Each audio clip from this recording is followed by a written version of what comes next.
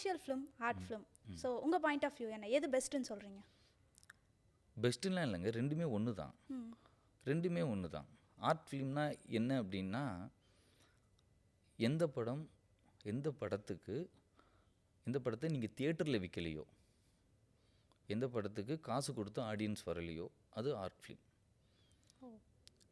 எந்த படம் தியேட்டரில் போய் நீங்கள் காசு கொடுத்து பார்க்குறீங்களோ அது கமர்ஷியல் ஃபிலிம்.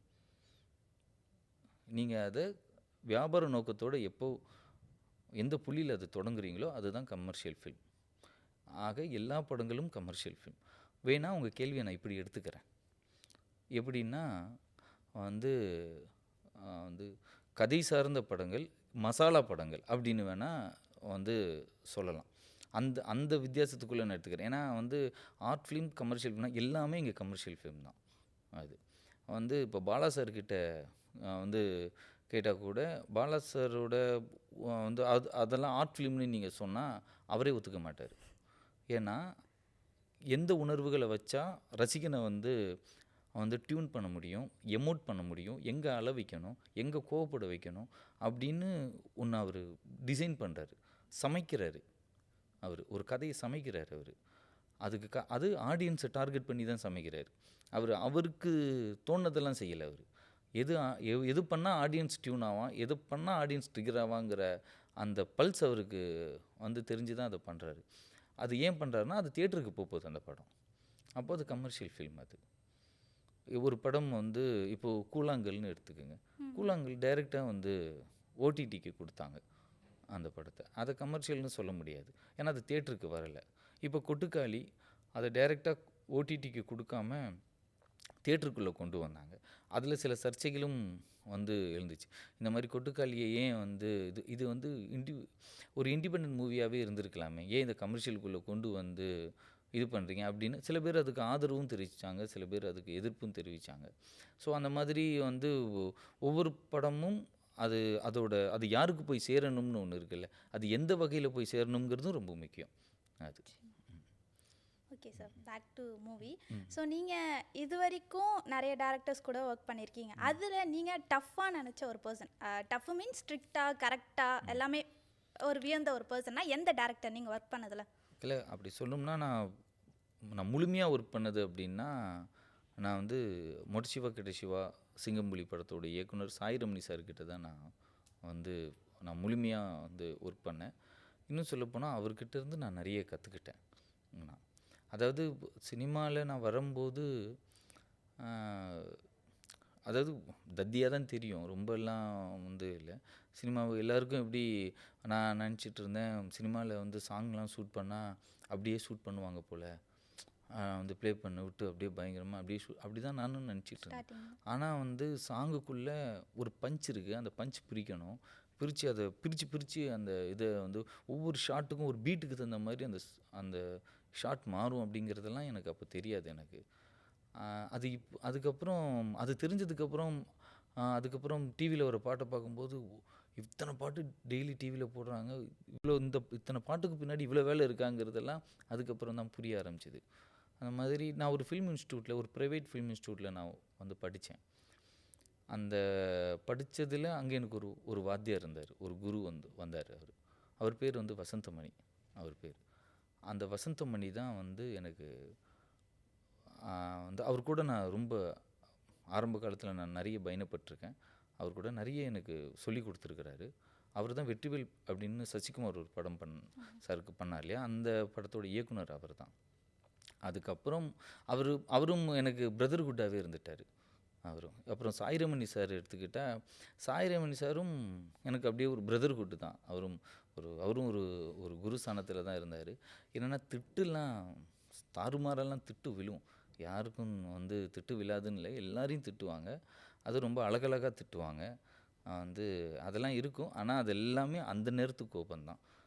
திட்டு வாங்காத ஒரு உதவி இயக்குனர் இருக்கிறான் இண்டஸ்ட்ரியில் அப்படின்னா அவன் சரியாக வேலை செய்யலைன்னு அர்த்தம்.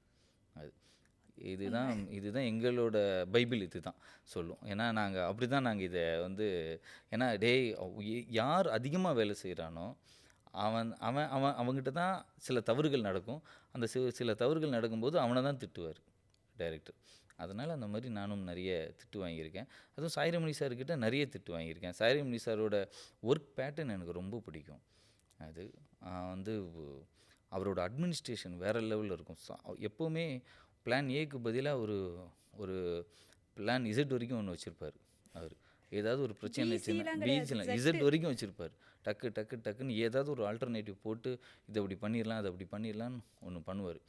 அது அது எனக்கு நான் தெலுங்கு படம் பண்ணும்போது எனக்கு அந்த அந்த அனுபவம் எனக்கு ரொம்ப பெரிய அளவில் எனக்கு உதவி பண்ணுச்சு. ரைட்டு, நம்ம எப்போவுமே வந்து டென்ஷன் மட்டும் ஆகக்கூடாது. டென்ஷன் ஆனால் வேலை சொதப்பிடும். வேலை சொதப்புனா ஏகப்பட்ட பிரச்சனை அதை ஃபேஸ் பண்ண வேண்டியிருக்கும். அதனால் வந்து டென்ஷன் ஆகாமல் பிளான் பி பிளான் சிக்கு நம்ம மூவ் ஆகி ஓகே நம்ம 100% கொடுக்க முடியலையா, ஒரு ஒரு 95 கொடுக்கணும். 95 கொடுக்க முடியலையா 90 கொடுத்துடணும். 90 கொடுக்க முடியலையா எப்படியாவது 85 80 வரைக்காவது நம்ம கொடுத்துடணும். பட் எப்போவுமே வந்து பின்வாங்கிடக்கூடாது அதிலிருந்து அப்படின்னு. அது நான் சாய்ரமணி சார்கிட்ட இருந்து தான் கற்றுக்கிட்டேன்.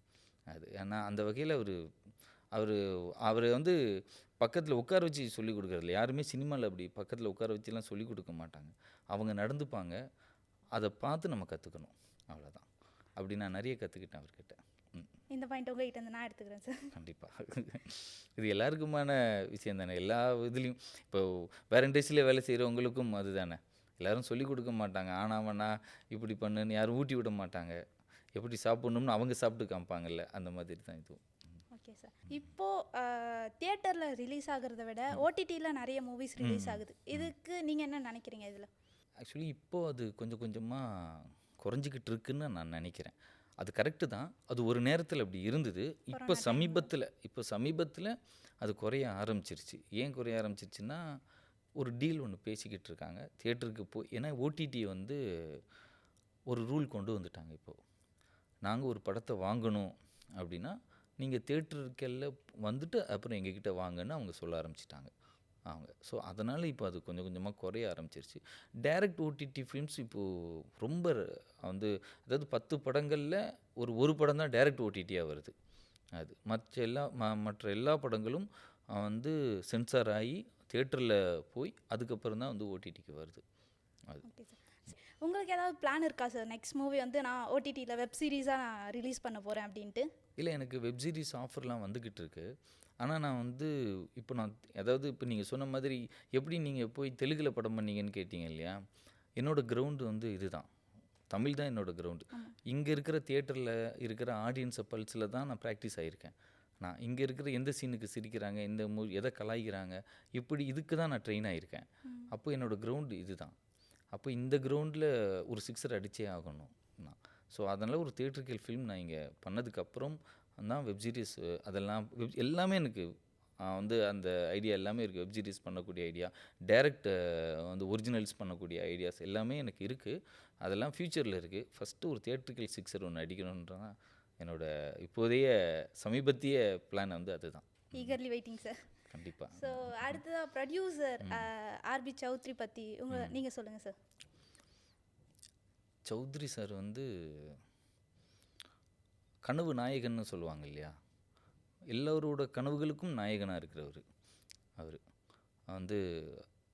அதாவது இது வரைக்கும் உலக சினிமான்னு கூட சொல்லலாம், வந்து அதிகமான புதிய இயக்குனர்களை அறிமுகப்படுத்தினது வந்து சௌத்ரி சார் தான். அதாவது என்னோட அனுபவத்துக்கு உட்பட்டு வந்து அதாவது இந்திய அளவில், தமிழ்நாட்டு அளவில், இல்லை தென்னிந்திய அளவில் இப்படின்னு எப்படி எடுத்துக்கிட்டாலும் ஒரு தயாரிப்பாளர்கிட்ட எந்தவித சிபாரிசும் இல்லாமல் ஒருத்தனால் வந்து நேரடியாக அவரோட அலுவலகத்துக்கு போய் கதை சொல்ல முடியும்னா இப்போ வரைக்கும் அது சௌத்ரி சார் மட்டும்தான். நீங்களே ஒரு கதை வச்சுருக்கீங்க, வந்து ஏதோ 1-2 படங்கள் கதை வச்சுருந்தா கூட போதும், 1-2 படங்கள் வேலை செய்யாமல் கூட இருக்கலாம். ஆனால் ஒரு கதையை வச்சுருக்கீங்க, ஒரு முழுமையான ஒரு கதை வச்சுருக்கீங்க. நீங்கள் வந்து சூப்பர் குட் ஃபிலிம்ஸோட ஆஃபீஸ் அப்ரோச் பண்ணுறீங்க. என்ன விஷயம்னு கேட்பாங்க. இந்த மாதிரி சாருக்கு வந்து கதை சொல்லலான்னு வந்திருக்கேன். அப்படியா? அவங்க இந்த மாதிரி கதை சொல்கிறதுக்கு வந்திருக்காங்க. யார் தெரியல, யாரோ வந்திருக்காங்க. அப்படியா அப்படின்னு உங்களை உள்ளே கூப்பிட்ருவாங்க. சாரே உள்ள கூப்பிடுவார். என்னம்மா அப்படின்னு கேட்பார். சார் இந்த மாதிரி. அப்படியா, யார்கிட்ட ஒர்க் பண்ணி? இல்லை யார்கிட்டையும் நான் ஒர்க் பண்ணல, ஆனால் இந்த மாதிரி கதை ஒன்று ஃபுல்லாக பண்ணி வச்சுருக்கேன். அப்படியா, சரி கதை சொல்லு அப்படின்றவர். அப்பாயின்மெண்ட்லாம் அங்கே இல்லை. கதை பிடிச்சிருந்தா நீங்கள் யாராக இருந்தாலும் வந்து ஒன்று உங்களுக்கு அனுபவம் இல்லைன்னா உங்களை கதாசிரியரை மாற்றிடுவார். அனுபவம் இருந்தால் இயக்குனரை மாற்றிடுவார். அப்படி இயக்குனரான கதாசிரியரான நிறைய பேர் இன்றைக்கி சினிமாவில் பெரிய பெரிய ஆளுங்களாக இருக்காங்க. அவங்க அந்த விதையை வந்து அங்கே சௌத்ரி சார் தான் வந்து போட்டார். அவரோட ஜட்ஜ்மெண்ட் இருக்குல்ல, ஒரு கதையை பற்றின அவரோட அந்த அந்த நேர்த்தியான அந்த ஜட்ஜ்மெண்ட் வந்து அப்படி இருக்கும். ரொம்ப அதாவது அவர் கேட்கும்போது சரியாக கவனிக்காத மாதிரியே இருக்கும். அப்படியே இருப்பார். ஆனால் வந்து நீங்கள் சொன்ன ஃபஸ்ட்டு வேர்டுலேருந்து லாஸ்ட் வேர்டு வரைக்கும் ஃபுல்லாகவே வந்து மெமரைஸ் ஆகிருக்கும் அவருக்கு. அது பிடிச்சிருச்சுன்னா அந்த கதையை உங்களை விட அதிகமாக உங்ககிட்ட அழகாக சொல்லுவார் அவர். அவ்வளோ அழகாக அவர் வந்து ஒரு கதையை அப்படியே வந்து உள்வாங்கி வெளியே சொல்லக்கூடிய நான் வந்து சில விஷயங்கள் வந்து செப்பாலினி உந்திக்கே வந்து எல்லாம் முடிஞ்சுது. வந்து நான் கதை சொன்னேன் அவர்கிட்ட. அவருக்கு கதை ரொம்ப பிடிச்சிருந்தது. அவருக்கு வந்து அவர் எந்திரிச்சோடனே ஒரு வார்த்தை சொன்னார், உன் ஸ்க்ரீன் ப்ளே ரொம்ப இன்ட்ரெஸ்டிங்காக இருக்குதுயா, வந்து ரொம்ப முக்கியம் சார். யாரையும் வாடா போடான்னு பேச மாட்டார். யாரையுமே வாடா போடான்னு பேச மாட்டார். அவர் வயசுக்கு யாரை வேணாலும் எப்படி பேசலாம், ஆனால் யாரையும் வாடா போடான்னு பேச மாட்டார். வந்து வேலைக்கு வந்து நல்ல திறமைக்காரனுக்கு நல்ல மரியாதை கொடுப்பாரு அவர். அப்போது படம் வந்து ஸ்கிரிப்ட் அவருக்கு ரொம்ப பிடிச்சிருந்தது. அதுக்கப்புறம் எனக்கு தெலுங்குக்கு போகும்போது எனக்கு இன்னொரு சிக்கல் அங்கே ஒன்று இருந்தது. என்னென்னா, அங்கே வந்து என் கதையை வந்து மாற்றக்கூடிய சூழல் ஒன்று ஏற்பட்டுச்சு. வந்து இல்லை தெலுங்கு ஆடியன்ஸுக்கு இதுதான் பிடிக்கும், தெலுங்கு ஆடியன்ஸுக்கு அதுதான் பிடிக்குன்ற அங்கே வேறு ஒரு சிக்கல் ஒன்று இருந்தது. நீங்கள் சொன்னீங்க தமிழே கொஞ்சம் மாற்றி தான் தெலுங்கில் பண்ணேன். ஆமாம், கரெக்ட். நான் அது மாற்றி ஏன் பண்ணேன் அப்படின்னா, அதை நான் சொல்கிறேன், அந்த காரணத்தை நான் சொல்கிறேன். அப்போது வந்து இந்த பிரச்சனை வரும்போது என்னாச்சுன்னா, நான் வந்து சௌத்ரி சார்கிட்ட வந்து சார் இந்த கதையை இந்த மாதிரி பண்ணால் தான் பெட்டராக இருக்குன்னு சொன்னாங்க, நான் இந்த வெர்ஷன் சொல்கிறேன் அப்படின்னு சொல்லிட்டு நான் அவர்கிட்ட சொன்னேன். சார் ஒரே ஒரு வார்த்தை தான் சொன்னார், இந்த கதையை என்கிட்ட நீ ஒன்று சொன்னே இல்லை, அது இன்னொருத்தர சொல்லு அப்படின்னா. மறுபடியும் என்கிட்ட கேட்டார். மறுபடியும் அவருக்கு சொன்னேன், இதில் என்ன பிரச்சனை அப்படின்னாரு. அவருக்கு ஒரே ஒரு கேள்வி தான் கேட்டார், நீ கையில் பிரியாணி எடுத்துகிட்டு வந்துட்டு இங்கே எதுக்கு வந்து தக்காளி சாதம் கிண்டிகிட்டு இருக்கேன்னு கேட்டார். நீ வரும்போதே பிரியாணியோட தான் தெலுங்குக்கு வந்திருக்க, அதாவது உன் கையிலேயே நல்ல கதை இருக்குது, நல்ல வெர்ஷனோட தான் நீ வந்திருக்கிற, அப்போ வந்துட்டு அந்த பிரியாணி சரியில்லைன்னு சொல்லிட்டு எதுக்கு தக்காளி சாதம் கிண்டிகிட்டு இருக்கேன்னு கேட்குறாரு அவர். சார் இங்கே பாரு, இன்றைக்கி நீ அதை மாற்றி இதை மாற்றி, உனக்கு இங்கே தேவை உன்னோட கதைக்கு நீ எழுதின டைலாக்கை அப்படியே வந்து தெலுங்குக்கு பொருந்த மாதிரி எழுதக்கூடிய ஒரு ரைட்டர் தேவை, அவ்வளோதான். அப்படி அதை மட்டும் நீ அந்த வகையில் மட்டும் நீ வந்து யூஸ் பண்ணு. நீ உன் மைண்டில் என்ன கதை இருக்கோ அதை அப்படியே எனக்கு தெலுங்கில் வந்துடணும், எனக்கு மாற்றவே மாற்றாத. அங்கேயும் சாம்பார் தான், இங்கேயும் சாம்பார் தான், அங்கேயும் சட்னி தான், இங்கேயும் சட்னி தான், யாருக்கும் என்ன கொஞ்சம் மசாலா முன்ன பின்ன தூக்கலாக இருக்கும், ஆனால் வந்து எல்லாருக்கும் இங்கே வந்து உணவு வந்து ஒரே உணவு தான், அதனால் நீ வந்து அதை மாற்றாத அப்படின்னு சொல்லி எனக்கு ரொம்ப கான்ஃபிடென்ட் கொடுத்தாரு. அப்புறம் எடிட்டில் படத்தை பார்க்குறாரு. படத்தை பார்த்துட்டு கிளம்பும்போது என் பேரை காப்பாற்றிட்டேன் அப்படின்னாரு அவர். வந்து எனக்கு பிடிச்சிருக்கியா படம், ரொம்ப நல்லா பண்ணியிருக்க அப்படின்னாரு. அப்போ ஸ்பாட்டுக்கும் ரொம்ப ரேராக தான் ஸ்பாட்டுக்கு வருவார். வந்து ஒரு 3-4 தடவை தான் ஸ்பாட்டுக்கு வருவார். ஸ்பாட்டுக்கு வந்துட்டு என்னோடய ஒர்க்கும் அவருக்கு ரொம்ப பிடிச்சிருந்தது. நல்லா ஃபாஸ்ட்டாக ஒர்க் பண்ணுறியா, வெரி குட் வெரி குட் அப்படின்னு சொல்லிட்டு போனார். அதுக்கப்புறம் வந்து எடிட்டில் படத்தை பார்த்தாரு. பார்த்துட்டு அப்போ எடிட்டில் ஒரு இஷ்யூ ஒன்று இருந்தது. நானுமே கொஞ்சம் அது ஏதோ ஒரு ஜெர்க்கு இருக்கிற ஃபீல் பண்ணிக்கிட்டே இருந்தேன். ரொம்ப சாதாரணமாக சொன்னார் அவர், இது தூக்கி இப்படி போட்டு இதை தூக்கி அப்படி போட்டு பாரேன் அப்படின்னாரு.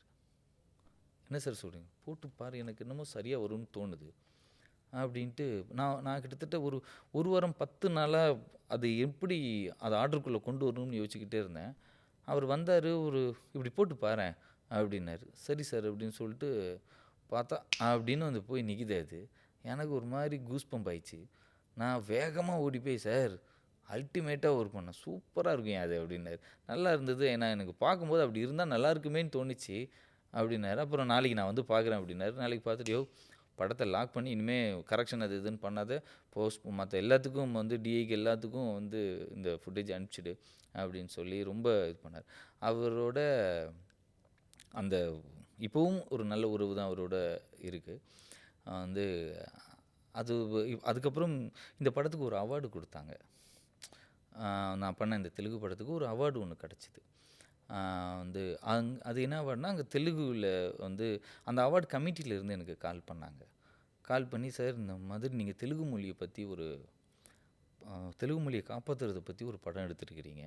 எங்களுக்கு ரொம்ப அந்த அந்த படத்துக்காக இப்படி ஒரு படம் 75 வருஷம் தெலுங்கு சினிமாலே இந்த மொழியை காப்பாற்றுங்க, தெலுங்கு மொழியை காப்பாற்றுங்கன்னு சொல்லி ஒரு படம் கூட இது வரைக்கும் வந்ததே இல்லை.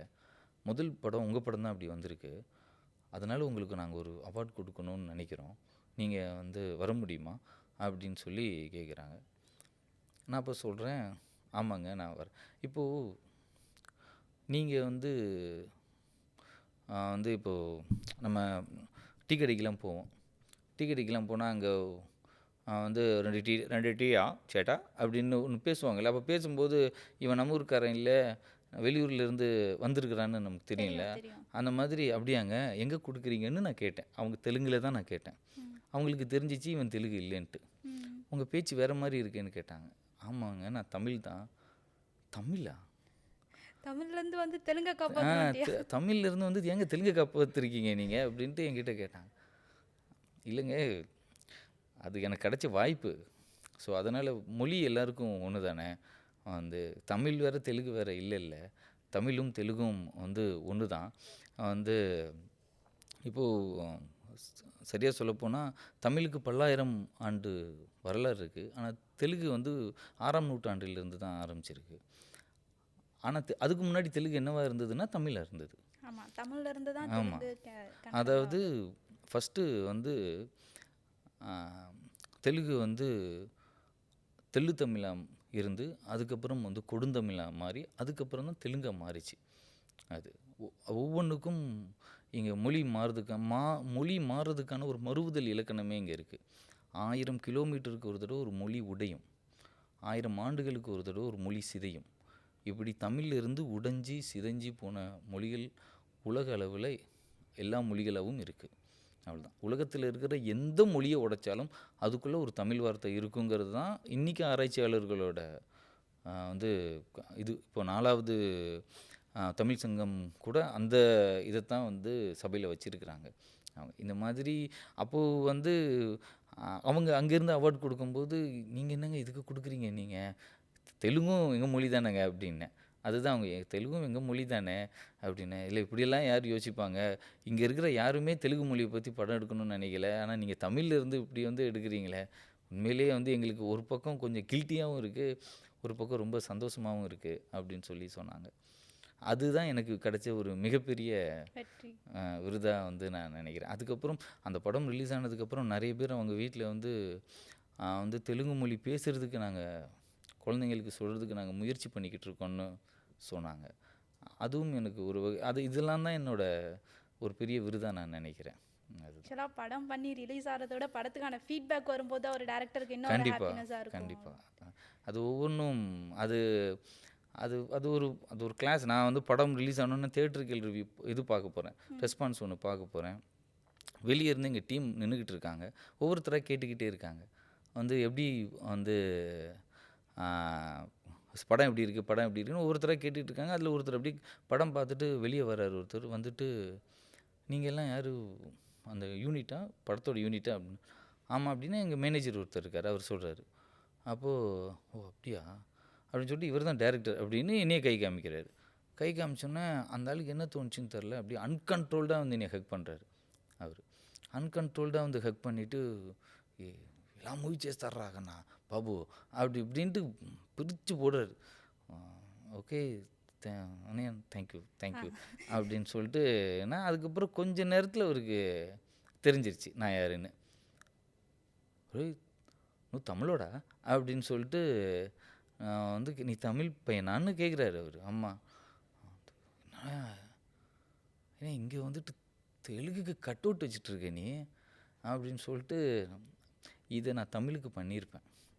தமிழில் பண்ணியிருந்தா இதை தமிழுக்கு பண்ணியிருப்பேன். இதான் எப்படி சார் மேனேஜ் பண்ணுறீங்க? எது இந்த இந்த அப்ரிசியேஷன்ஸ் டிஃப்ரென்ஸாக வர்றது எல்லாமே உங்களுக்கு அந்த ஃபீல் எப்படி இருந்தது? அது என்னன்னா ஒன்றே ஒன்று தான். இன்னும் ஒரே ஒரு வந்து ஒரு ஏக்கம் இருந்துக்கிட்டே இருக்குது. இந்த கதையை தமிழில் பண்ணணும் அப்படின்ற ஒரு ஏக்கம் இருந்துக்கிட்டே இருக்குது. அதை எப்படியும் அது எதிர்காலத்தில் அது வரும். வந்து என்னென்னா ஒரு படம் தெலுங்கில் பண்ண படம் தமிழில் ஓடிடியில் இருக்குது. பொதுவாக எந்த ப்ரொடியூசரும் எந்த ஹீரோவும் ஒத்துக்க மாட்டாங்க. நான் இப்போ சொல்கிறது வந்து ஒருவேளை திமிராக தெரியலாம், இல்லை ஏதோ ஒரு சேலஞ்சாக இருக்கலாம், இல்லை ஒரு ரெக்வஸ்ட்டாக இருக்கலாம், இல்லை ஒரு அனௌன்ஸ்மெண்ட்டாக கூட இருக்கலாம். நான் தமிழில் பண்ண இந்த செப்பாலினி உந்தி எதிர்காலத்தில் தமிழ் திரையரங்குகளை இது பார்க்க தான் போகுது. இது இது இது தியேட்ரிக்கல் மெட்டீரியல். நான் பண்ண அந்த ஸ்கிரிப்டு அது தியேட்ரிக்கலில் 6 அடிக்கும் அது. ஏன்னா நான் சொன்னேன் இல்லையா, அங்கே நிறைய தெலுங்குக்காக நிறைய கொஞ்சம் எடுத்து பண்ணேன். அந்த 5 வருஷ உழைப்பு இருக்குது இல்லையா, அது இன்னும் அந்த தமிழில் பண்ண கதையில் பத்திரமா இருக்குது. அது அது அது எப்படியும் தமிழ் தியேட்ரிக்கல் அது வரும். அதை பண்ணுறதுக்கு கெத்து இருக்கிற ஒரு ப்ரொடியூசர், அதை பண்ணுறதுக்கு கெத்து இருக்கிற ஒரு ஹீரோ கிடச்சாங்கன்னா இது நடக்கும். ஆமாம். அப்படி இல்லை அப்படின்னா ஒரு காலத்தில் என்னோடய பொருளாதார நிலை மாறும்போது நான் ப்ரொடியூசராக மாறுவேன், அவ்வளோதான். ஆனால் இது எப்படி நடக்க தான் போகுது. இப்போ நீங்கள் நிறைய படத்தில் ஒர்க் பண்ணியிருக்கீங்க. ஸோ குரூப் டிஸ்கஷன்றது கண்டிப்பாக நடந்திருக்கும். அந்த குரூப் டிஸ்கஷனில் நமக்கு ஒரு பாயிண்ட் வந்திருக்கும். டெஃபினட்டாக நமக்கு ஒரு பாயிண்ட் வந்திருக்கும். அந்த பாயிண்ட்டை எந்திரிச்சு நின்று ஒரு பாயிண்ட்டை சொல்லுவோம். இதுதான் நாச்சு, இதுதான் டாப் நாச்சு, சொன்னால் எல்லாம் கைத்தட்ட போகிறாங்கன்னு நினச்சி நம்ம ஒரு பாயிண்ட்டை சொல்லியிருப்போம். ஆனால் அங்கேருந்து வர ரியாக்ஷன் அப்படியே ஆப்போசிட்டாக இருக்கும். தம்பி உட்காந்தே இருக்கலாம் தம்பின்ற மாதிரி. ஸோ அந்த மாதிரி ஏதாவது ஒரு சம்பவம் நடந்ததா? ஏதாவது இல்லை, நிறைய நடந்திருக்குது அந்த மாதிரி. வந்து ஒவ்வொரு தடவையும் அதாவது நம்ம சொல்கிற சீனெல்லாம் வந்து எல்லா நேரத்துலையும் பெஸ்ட்டு சீனாக இருக்கணும்னு அவசியம் இல்லை. சில பெஸ்ட்டு சீன்ஸையும் நம்ம சொல்லியிருப்போம். வந்து சில சீன்லாம் வந்து கதையை சரியாக ரிசீவ் பண்ணாமலே சில சீன்ஸ்லாம் சொல்லியிருப்போம். அங்கெல்லாம் பயங்கரமாக நம்ம வந்து செம்மையாக முக்கம் வாங்கிட்டுருப்போம். அது அந்த மாதிரியான சம்பவங்களில் சில இடத்துல சும்மா கலாய்க்கிறதுக்காக ஒரு கொஸ்டின் வந்து என்னங்க இதெல்லாம் விஷயமா அப்படின்னு ஒரு கொஸ்டின் கேட்போம். அந்த கொஸ்டின்லேருந்து ஒரு ஐடியா கிளம்பியிருக்கும்.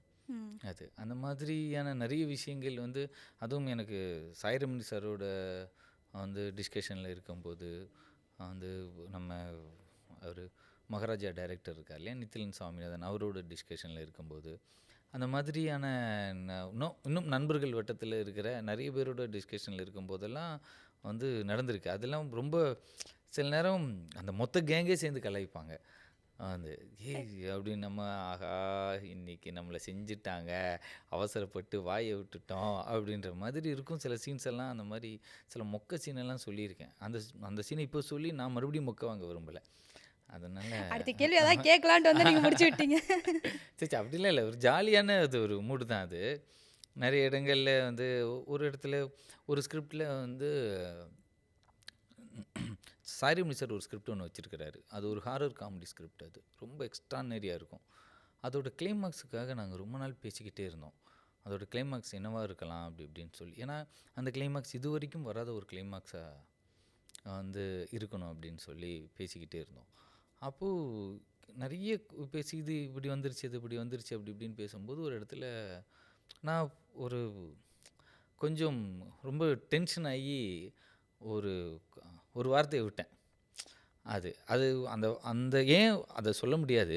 அந்த வார்த்தையை அந்த சும்மா ஜஸ்ட்டு நான் வந்து ஏதோ ஒரு கிளைமாக்ஸ் கேட்கும்போது சார் ஒரு கிளாரிட்டி இல்லை அப்படின்னு சொன்னேன்.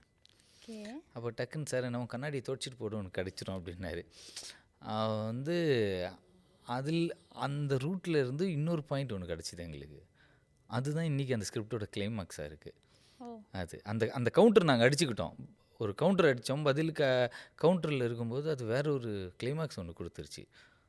ஆமாம்ல, இந்த ஐடியா போனால் எப்படி இருக்கும் அப்படின்னு சொல்லிட்டு அந்த ரூட்டில் கொஞ்சம் நேரம் அப்படி டிஸ்கஸ் பண்ணும்போது இது வரைக்கும் ஹாரர் காமெடியில் இல்லாத ஒரு கிளைமாக்ஸ் அந்த ஸ்கிரிப்டில் இருக்குது. அது அது எங்களுக்கு அவ்வளோ சந்தோஷமாயிடுச்சு எங்களுக்கு. வெற்றி அது அது ஒரு மொக்கையிலிருந்து ஒரு பொக்கே கிடைக்குதுல்ல நமக்கு. அது ஒரு வெட்டியா பேசினாலும் விவரமா ஆ பேசுவாங்க. அந்த மாதிரி அந்த மாதிரி. ஓகே சார், அடுத்த கொஸ்டின் போலாமா? போகலாம். இங்கே வெளியே போகணுமா? இங்கே தானே? இல்ல இங்க அடுத்த கொஸ்டினுக்கு போலாமா? சரி சரி. டைரக்டர் கிட்ட திட்டு வாங்கியிருக்கீங்களா? வந்து திட்டு வாங்காத ஒரு உதவி இயக்குனர் ஒருத்தன் இருக்கிறான்னா அவன் சரியாக வேலை செய்யலைன்னு அர்த்தம்.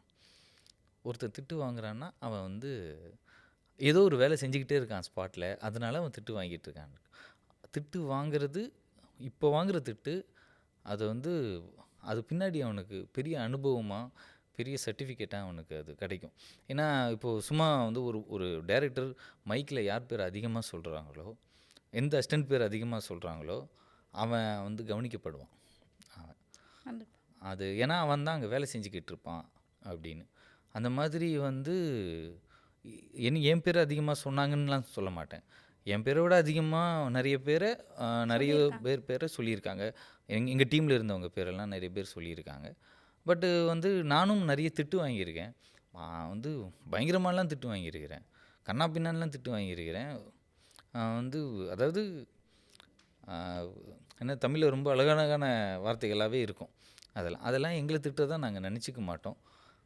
அப்படி இருந்தால் தான் அடுத்த வேலையில் கான்சன்ட்ரேட் பண்ண முடியும். நம்ம அடுத்த சீனில் கான்சன்ட்ரேட் பண்ண முடியும். ஏன்னா எங்கள் டைரக்டர் எங்களை அப்படி தான் டியூன் பண்ணுவார். உங்களை திட்டின மாதிரி இல்லை அப்படின்னு சொல்லி. அது யாரையாவது திட்டிருக்கலாம், ஹீரோவை திட்டிருக்கலாம், ஹீரோ மேலே இருக்கிற கோவமாக இருக்கலாம், வந்து ஹீரோயின் மேலே இருக்கிற கோவமாக இருக்கலாம், கேமராமேன் மேலே இருக்கிற கோவமாக இருக்கலாம். அவங்க மேல காட்ட முடியலன்னா கிடைச்சது ஒரு பெரிய அசிஸ்டன்ட் ஆர்டிஸ்ட் டைரக்டர் தான். யாராவது இருப்பாங்க, அவங்கள ஒன்றும் சொல்ல முடியாது. அப்போ இந்த மாதிரி டென்ஷன் ஆகுற மாதிரி இருந்தால் அந்த ஆர்டிஸ்ட் இது மூலியமாக அவங்க டியூன் ஆகிடுவாங்க. ஸோ அந்த மாதிரிலாம் ஏதாவது ஒன்று நடக்கும். இது எல்லா டைரக்டருக்கும் இயல்பு தான் அது. ஓகே சார், நீங்க சொன்னதுனால இப்போ நான் இந்த கேள்வி கேட்குறேன். நீங்க டைரக்டரா இருந்த படத்துல நீங்க யாரை திட்டிருக்கீங்க? ஹீட் ஆஃப் த மொமெண்ட்னு இருக்கும் இல்லையா நான் வந்து யாரையுமே நான் திட்டினதில்லை. சார்? ஆமாம்மா, உண்மையிலேயே நான் திட்டினதில்லை. அது நீங்கள் யாரை கேட்கணும்னா என்னோடய அசிஸ்டன்ஸை கேட்டால் தான் தெரியும். அசிஸ்டன்ஸாக முதல்ல பார்க்கல, அது வேறு. அவங்களாம் நம்ம தம்பிங்க மாதிரி தான். அதனால் நம்ம நான் எப்படி இருந்து வந்தோனோ அப்படி தானே அவங்களும் வந்து முதல் படமாக இருந்தாலும் 2வது படமாக இருந்தாலும் போராடி வந்தவங்க, வந்து கனவுகளோடு வந்தவங்க. ஸோ அவங்க மேலே எனக்கு எப்போவுமே ஒரு பிரியம் உண்டு. அவங்கள திட்ட மாட்டேன். ஏன்னா தப்பு எல்லோரும் பண்ணக்கூடியது தானே. யார் என்ன ஃபால்ட்டு பண்ணாலும் நான் அவங்கள விட்டு கொடுக்க மாட்டேன். ஹீரோ சைட்லேருந்து கம்ப்ளைண்ட் வந்தாலும் விட்டு கொடுக்க மாட்டேன். ப்ரொடியூசர் சைட்லேருந்து கம்ப்ளைண்ட் வந்தாலும் விட்டு கொடுக்க மாட்டேன். முக்கியமாக ஏன் முன்னாடி திட்ட அனுமதிக்க மாட்டேன் அவங்கள. வந்து கேமராமேன் வந்து ஏதாவது சொன்னால் கூட கேமராமேன்கிட்டையும் நான் சொல்லுவேன், இல்லை அதை சொல்லாதீங்க, நான் பார்த்துக்கிறேன் நல்ல அப்படின்னு. விஷயம் சார். அது எப்போவுமே அது எனக்கு வந்து ஏன்னா சில இடங்களில் எனக்கு ஏற்பட்ட வழியை வந்து என் டீமுக்கு நான் கொடுக்கக்கூடாதுன்னு நினைப்பேன். அப்படி தான் என் டைரக்டர் நினச்சிருப்பார். என் டைரக்டர் அவருக்கு ஏற்பட்ட வழியை அவரோட டீமுக்கு கொடுக்கக்கூடாதுன்னு நினச்சி என்கிட்ட சில இடங்களில் அவர் கனிவாக இருந்திருக்கலாம்ல. நிச்சயமா. ஸோ நம்ம அடுத்தடுத்த இடங்களுக்கு இப்போ என்னோடய அசிஸ்டன்ஸ் இன்னும் பெட்டராக வந்து இருக்கணும்னு நினைப்பாங்கல்ல, அதுதான். Okay sir.